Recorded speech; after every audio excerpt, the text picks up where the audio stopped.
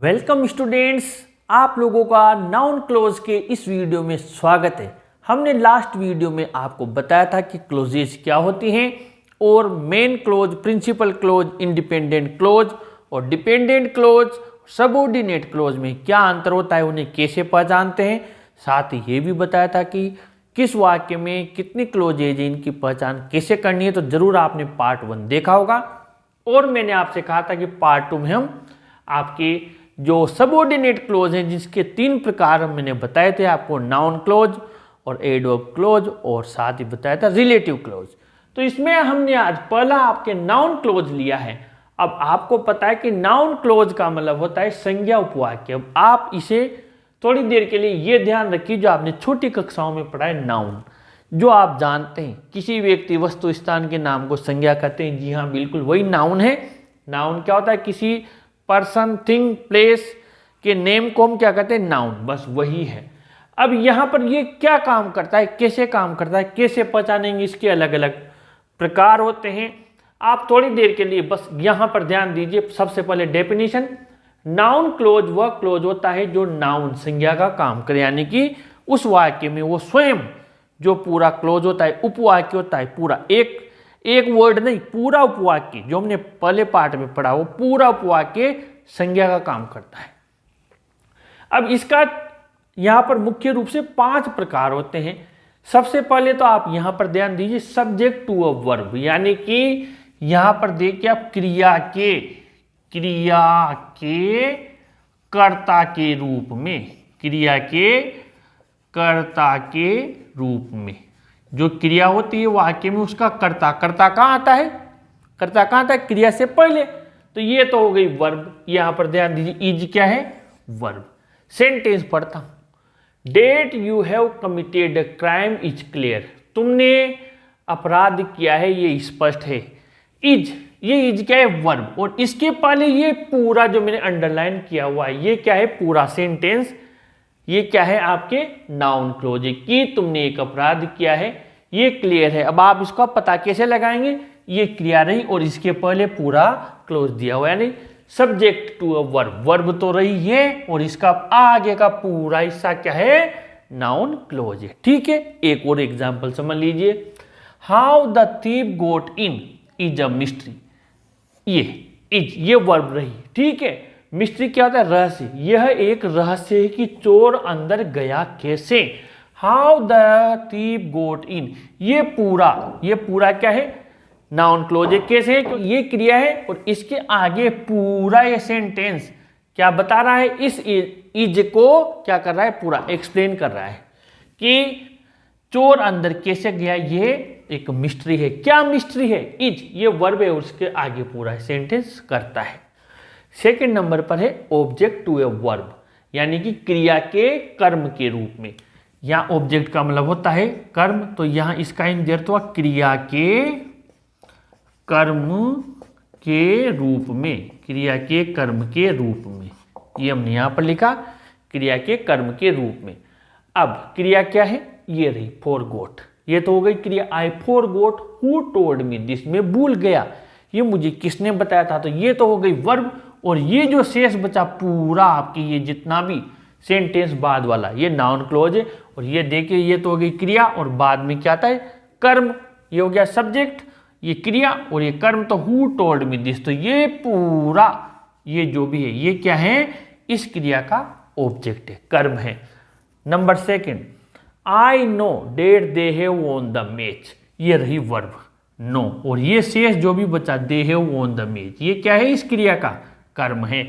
मैं जानता हूं कि वो मैच जीत चुके हैं, ये ऑब्जेक्ट है। Object to a preposition, preposition जानते हो आप? To, on, about, into, ये सब। तो ये क्या होता है? ऑब्जेक्ट टू अ प्रेपोजिशन, यानी कि प्रेपोजिशन के कर्म के रूप में। अब ये देखिए, ये रहा प्रेपोजिशन टू। अब इसके बाद में ये जो शेष वाक्य आया, ये क्या है? इसके बाद शी लिसन टू, उसने सुना, व्हाट आई सेड, जो भी मैंने कहा। ये टू क्या है? प्रेपोजिशन है। और इसके बाद में ये आया, इसका ऑब्जेक्ट है। इसलिए प्रेपोजिशन अपने आप नजर आ जाएगा और ये इसका ऑब्जेक्ट है। और आगे बढ़ते हैं, सेकंड वाला, ही इंक्वायर्ड अबाउट, उसने पता किया, अबाउट यानी के बारे में, यह प्रेपोजिशन रहा। ये पूरी क्लोज बाद में आया, where the bus was going, bus जहां कहाँ जा रही थी ये उसने पता किया। तो ये तो अबाउट तो क्या है प्रीपोजिशन, और इसके बाद का ये जितना भी बचा ये सब क्या है इसका ऑब्जेक्ट है। कॉम्प्लीमेंट टू अ वर्ब, यानी कि वर्ब आपको दी हुई मिलेगी ईजीएमआर वॉज वर्ब, और इसका कॉम्प्लीमेंट यानी बाद का सारा वाक्य, पूरा वाक्य, इसको हिंदी में बोलते हैं पूरक, यानी कि क्रिया के बाद का पूरा वाक्य। आपको ये क्रिया नजर आ जाएगी ईजीएमआर वॉज वर्ब। देखिए द ट्रुथ इज, सच्चाई ये है। अब ये जो भी बचा ईजीएमआर के बाद में वॉज वर्ब के बाद में पूरा क्या है कॉम्प्लीमेंट है। सच्चाई ये है कि उसने हमें धोखा दिया, तो ये बाद का पूरा कॉम्प्लीमेंट है। और आगे बढ़ते हैं, दिस इज ये वर्ब रही, और ये शेष बचा जो कॉम्प्लीमेंट है व्हाट आई वांट टू से, यही तो बात मैं आपको बताना चाहता हूं व्हाट आई वांट टू से। तो यहाँ पर ये जो व्हाट वाला बचा ये पूरा सेंटेंस आपका क्या है कॉम्प्लीमेंट है। कैसे पता लगा, ये वर्ब है और इसके बाद में पूरा ही बचा। ईजीएमआर वॉज वर्ब के बाद में जो आपका सेंटेंस बचता है वो कॉम्प्लीमेंट होता है। अब आपका पांचवा, in apposition to a noun और प्रोनाउन। अपोजिशन का मतलब क्या होता है, उस संज्ञा या सर्वनाम की अतिरिक्त जानकारी हमें उपलब्ध करवाए, उसकी व्याख्या करे। जैसे द फैक्ट, नाउन संज्ञा है, फैक्ट क्या है संज्ञा, डेट यू आर लेजी कि आप आलसी हो। अब ये संज्ञा की एक्सप्लेनेशन यहां पर हो रही है। देखिए फैक्ट, ये फैक्ट है, ये फैक्ट यानी पक्का है कि तुम आलसी हो। इस फैक्ट की एक्स्ट्रा इंफॉर्मेशन दे दी। फैक्ट क्या है कि तुम आलसी हो, फिर ये बाद में इज नोन टू ऑल, तो इसकी नाउन की अतिरिक्त जानकारी यहां पर दी। आइए और समझते हैं। ही कन्वेड द न्यूज, उसने हमें न्यूज दी। न्यूज क्या है यहाँ पर एक नाउन है। अब न्यूज की एक्स्ट्रा इंफॉर्मेशन क्या है, news that she is happy, तो इसकी एक्स्ट्रा इंफॉर्मेशन हमें दिलवाई तो ये अपोजिशन हो गया। यानी आपके यहाँ दिया हुआ है संज्ञा या सर्वनाम की अतिरिक्त जानकारी देने वाला, व्याख्या करने वाला। तो यहाँ संज्ञा आ गई नाउन, यहाँ भी संज्ञा आ गई, यहाँ पर क्या है इट, ये क्या है सर्वनाम प्रोनाउन। इट इजंट क्लियर, ये स्पष्ट नहीं है, हु हैज डन दिस, तो इस इट की प्रोनाउन की एक्स्ट्रा इंफॉर्मेशन व्याख्या कौन कर रहा है, इट। ये सच्चाई नहीं है, ये स्पष्ट नहीं है क्या, हु हैज डन दिस, कि ये जिसने भी किया है ये चीज क्लियर नहीं है। क्या क्लियर नहीं है, आप प्रश्न पूछ के देखिए, हु हैज डन दिस, जिसने ये किया है वो बात क्लियर नहीं है। यहां पर देखिए फैक्ट संज्ञा क्या, फैक्ट क्या है कि वो आलसी है। द फैक्ट ये है, रीजन ये है कि वो आलसी है। न्यूज ये है कि वह प्रसन्न है, डेट सी इज हैप्पी। और it pronoun who has done this, यानी कि संज्ञा या सर्वनाम की एक्स्ट्रा इंफॉर्मेशन उस वाक्य में मिलेगी, तो उसको आपको क्या करना है, in apposition to a noun और प्रोनाउन। अब ये सब हमने अच्छे से समझाया, फिर भी मान लीजिए किसी के ये कोई चीज समझ में नहीं आई कि हमारे तो subject to a verb, object to a verb, complement कुछ भी समझ में नहीं आया, क्या है कहाँ से आएगा, तो उनके लिए सीधा जो एग्जाम में क्वेश्चन आते हैं और उन क्वेश्चंस को कैसे सोल्व करना है वो भी आपके लिए बनाए। आप अगर किसी को ये समझ में नहीं आया है और वो चाहता है कि नहीं मुझे तो वो चीज़ दो जो पेपर में आती है और वैसे मैं उसको बना दूं, तो वो आप देखिए। आइए इन सेंटेंसेस को आप समझिए। आपको वो समझ में नहीं आया तब भी आप आसानी से आपका एग्जाम में जो भी क्वेश्चन आएंगे बहुत अच्छे से सही करके आएंगे। पहला sentence, he will tell a lie it is known to all, bracket में डेट दिया हुआ है, कोई दिक्कत नहीं है, ये इट है, आपको ये इट हटाना है। और ये जो सेंटेंस है इसमें पहले आपको डेट लगा देना है, जैसे that he will tell a lie is known to all. अब यहाँ पर आप देखिए, अभी हमने पढ़ा था, क्या पढ़ा था, सब्जेक्ट टू अ वर्ब, ये बन गया अपने आप ही इज रहा, इज क्या है वर्ब है, और ये जो शेष बचा ये सब क्या है सब्जेक्ट बचा, और ये इज यानी सब्जेक्ट टू अ वर्ब, ये वर्ब का सब्जेक्ट हो गया। और आगे बढ़ते हैं, और आप तो ये भी समझ में नहीं आया, मैंने समझा दिया, लेकिन नियम क्या है, इट हटा दिया और यहाँ पर ये जो डेट है ये आगे लगा दिया, ये इज नोन होगा, जब इट हटेगा तो डेट आएगा। अब डेट कहाँ कनेक्ट होगा, आगे। यहाँ पर इट इस जगह दिया हुआ है तो आपने क्या किया, डेट लगा दिया। मैं समझा दूं, इट हटा दिया, ये इट हटाकर अब इट हटा दिया तो क्या रह गया, इज, और बाकी पूरा सेंटेंस है देखिए, डेट ये लाई यहाँ तक लिखा और डेट कहाँ लगा दिया, आगे। और सेकंड वाला देखिए, I know it they have won the match, it कहाँ दिया हुआ, ये दिया हुआ, ठीक है, डेट लगाना है, इट हटाएंगे। आई नो, मैं जानता हूँ, डेट, ये डेट से कनेक्ट कर दिया, देखिए इन दोनों को डेट से जोड़ दिया, I know that they have won the match. ठीक है, ऐसे भी समझ में आ गया। अब वो भी समझा देता हूँ, कौन सा, सब्जेक्ट और ऑब्जेक्ट ऑफ वर्ब, ये रही यहाँ पर वर्ब, ये रही वर्ब। ठीक है, यहाँ वर्ब आगे थी तो ये यहाँ वर्ब पीछे थी ना, तो ये वर्ब था, ये वर्ब थी, और इसका पहले जो दिया होता सब्जेक्ट है। अब यहाँ वर्ब क्या है, आगे, अब वर्ब आगे होती, पीछे क्या होता है, सब्जेक्ट होता है, ऑब्जेक्ट होता है, तो ये जो शेष बताइए क्या है, ऑब्जेक्टिव वर्ब। ठीक है, अब थर्ड नंबर देखते हैं, the advice is this you should get up early. ठीक है, दिस दिया हुआ है, यानी एक जगह पर दो कंजंक्शन नहीं आ सकते, तो आपको क्या करना है, दिस हटा देना है। द एडवाइस इज, ये द एडवाइस इज, अब दिस की जगह क्या लगा देंगे, इट की जगह डेट लगाया, तो दिस की जगह क्या लगा देंगे, डेट लगा देंगे। The advice is that you should get up early.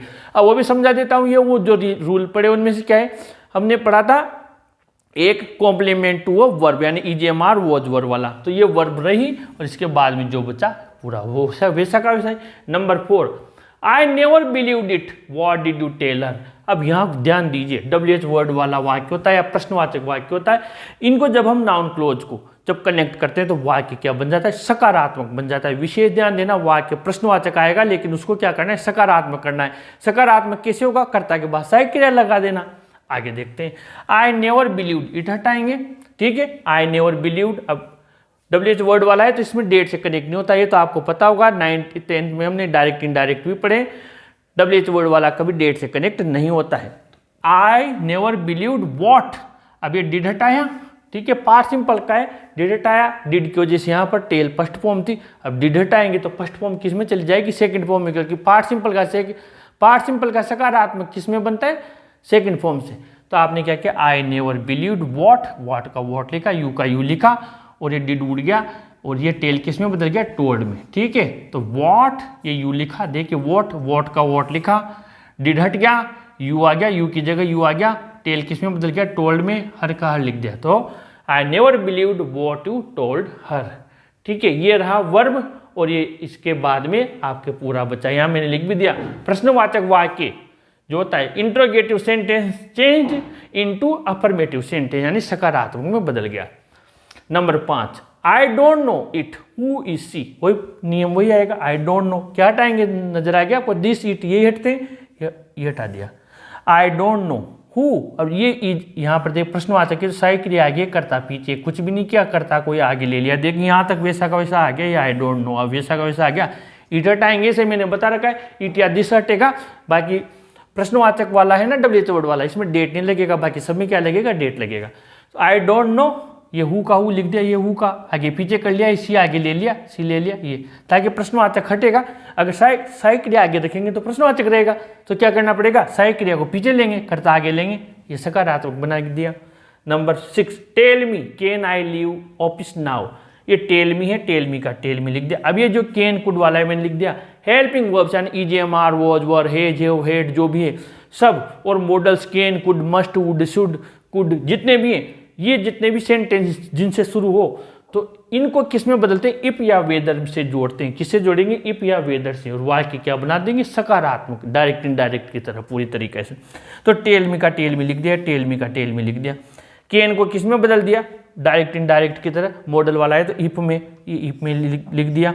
Can कहाँ आ जाएगा, अब ये तो इफ में चला गया लेकिन कैन उसी जगह रहेगा, यानी इनको उल्टा सीधा कर देंगे हम।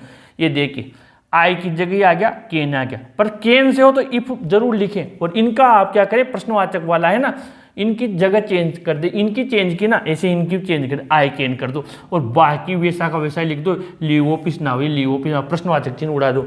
ये देखिए कुछ भी नहीं किया, आई कैन, कैन आई था ना, आई कैन कर दिया, और इस जगह प्रश्नवाचक वाला है ना, ये कैन कुड से, ईजीएमआर से, तो इफ से जोड़ दिया। टेल मी का टेल मी लिख दिया, किससे शुरू हो रहा है, मॉडल से, हेल्पिंग वर्ब से, तो क्या लगा देंगे, इफ लगा देंगे। वेदर भूल जाओ आप तो वेदर की स्पेलिंग भूल जाओ तो इफ याद रख लो, टेल मी इफ, इनको उल्टा सीधा कर लो, आई आगे ले लिया, कैन पीछे ले लिया, वैसा वैसा लिख दो, प्रश्नवाचक चिन्ह हटा दो।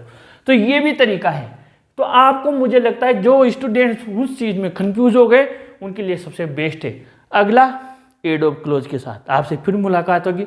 वीडियो को लाइक शेयर कीजिए, ऐसे सेंटेंस की बहुत प्रैक्टिस कीजिए, और कंटिन्यू टेस्ट भी हम लेंगे इनके, और अपने चैनल को जरूर सब्सक्राइब कीजिए स्टूडेंट्स।